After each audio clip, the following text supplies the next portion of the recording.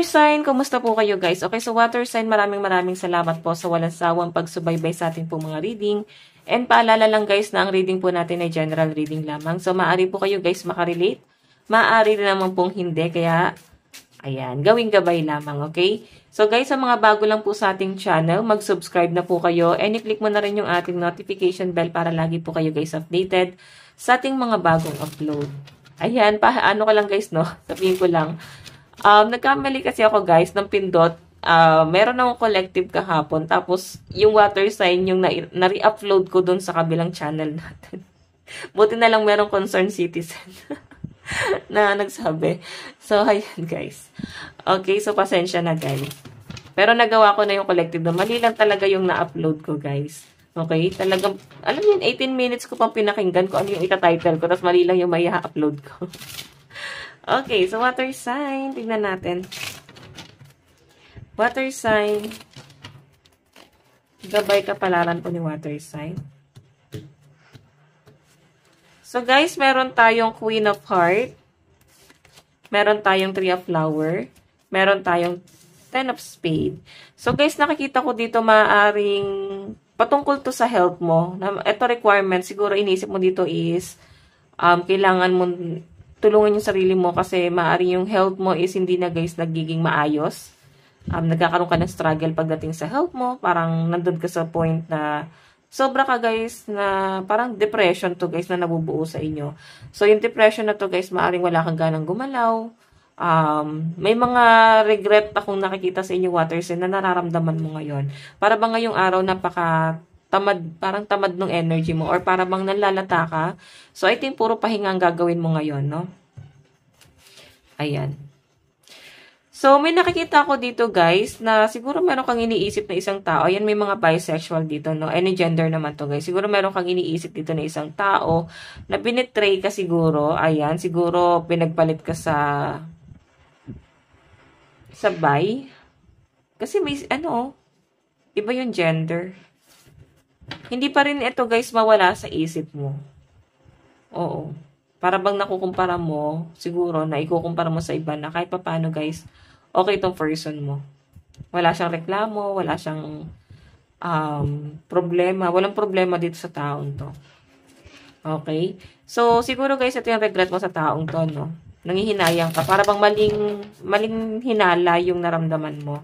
Dati, para bang nagkaroon ng ending dahil sa maling hinala. Okay? So, may nakikita ko dito guys, maring meron kang ayusin ng mga, para bang patungkol sa pera mo. Okay? Meron kang inaayos dahil sa pera mo. Or pwedeng sa requirements to sa trabaho mo. And siguro, sa medical naman to, Three of Flower kasi guys, parang sa health ko siya. Okay? So, tignan natin guys, additional message. Meron tayong Two of Swords. Tignan nyo guys, nakatingin po kayo sa globe. Okay, siguro guys, nalulungkot ka ngayon kasi may pag-travel. Gusto mo mag-travel, gusto mo magbiyahe sa malayo. Or baka ang trabaho mo is na sa malayo. Or pwede nag-worry ka kasi mag-end of contract ka na. Or maring nag-end of contract. Tapos hindi ka pa guys nabibigyan ng schedule. Okay, nakatingin ka dun sa globe, tapos Two of Swords, para bang gusto mo nang bumilis yung oras. Okay, so tingnan pa natin guys. Meron tayong Two of Pentacles. Meron tayong Seven of Wands. Okay, so ayusin lang natin to guys. So water sign, nakikita ko dito para bang Seven of Wands kasi guys, nahihirapan ka na lalo na siguro may mga pasaning ka, mga responsibility. Patungkol pa rin siya guys sa pera. Siguro yung iba sa inyo parang gusto mo na mag-change ng career kasi hindi na guys sumasapat yung sinasahod mo sa trabaho mo. Okay, ayan no, tinitignan mo yung Two of Pentacles mo parang tinatansya mo kung sumasapat pa ba yung sahod or parang hindi na nga guys. Yun po yung malinaw na pinapakita rito. And so pinapakita rin sa akin dito, maaari no, water sign, na para bang may pumipiga pa sa inyo dahil sa pera. Parang pinipiga ka nila na wala ka na nga guys source of income. Wala ka na nga guys na ipon. Walang natira. Tapos parang pinipiga ka pa sa pera. Na para bang hindi ka guys nauunawaan. Okay, yun yung nasa sense ko rito. Hindi ka guys iniintindi nitong taong to. Okay, kaya yung iba sa inyo parang nababalisa kayo, parang gusto niyo na guys lumipat ng trabaho dahil dito, baka utang to or pwedeng sa sustento, pwedeng ikaw yung breadwinner, tapos biglang nangyari sa inyo to. Okay, so guys, tignan natin pagdating sa love life mo.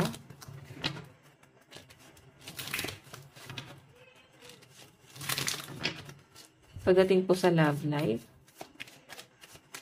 So guys, meron tayong reflect on your priorities. So guys, eto ha, nakikita ko pagdating sa love life mo, kailangan tignan mo kung ano yung priority mo, no? Focus ka dun sa priority mo or focus ka dun sa goal nyo ng person mo para mag-work talaga kayo.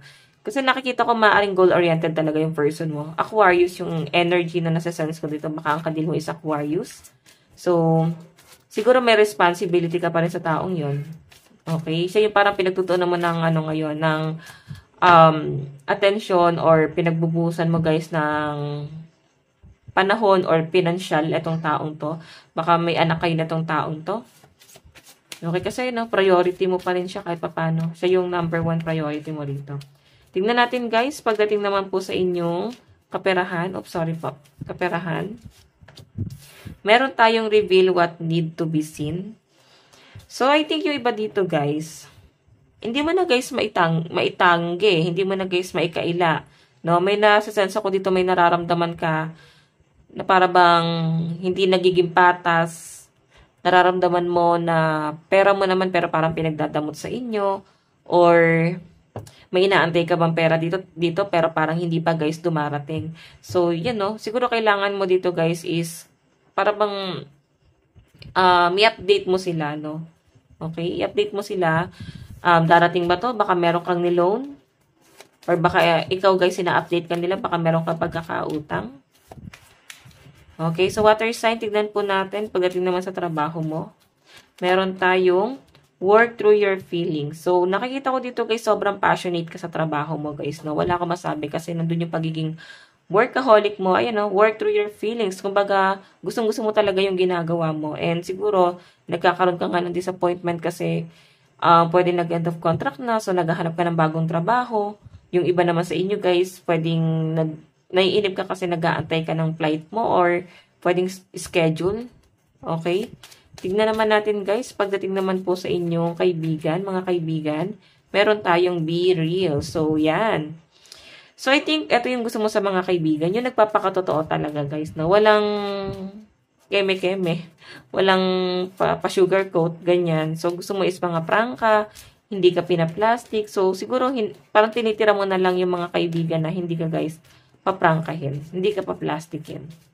Okay? So, tignan natin, guys. Pagdating naman po sa family, meron tayong relax. Sobrang, ano lang, guys, kalmado lang. No? Pagdating sa connection mo sa pamilya mo, siguro, eto, ina-advisean ka nila na maging relax ka lang, kalmado, or ayaw mo na masyadong ma-stress. Ayaw mo na guys, ma-stress pa yung family mo kung meron kang pinagdadaan ng problema. Ayaw mo na guys, i-open sa kanila. Or pwedeng meron kayong family problem, pero ayaw nyo na guys, i-open pa sa family nyo. Okay, what I mean, ayaw nyo na guys, tumagdag ng problema dun sa family nyo. So guys, ayan, maaring ang kadil nyo is Aquarius, Scorpio, Aries, and Cancer. Okay, kasi Aquarius pa rin to. Advice po ni water sign. Advice ni water sign. So, guys, meron tayong renewal. Renewal, rhythm, healing, and rest. So, I think kaya mahaba ang bakasyon ng mga water sign or nagtataka ka ba't ang haba ng panahon, hindi ka pa rin guys nakakapagtrabaho or wala ka pa rin schedule. I think pinagpapahinga ka ni universe kasi nakita niya na yung pagiging workaholic mo tapos wala ka talaga guys pahinga. Baka na-over-fatigue ka sa work. Okay, so guys, ang lucky number mo is 7 and 10. Ito lang po ang inyong reading. Hanggang sa muli, God bless and love you all. Bye-bye po.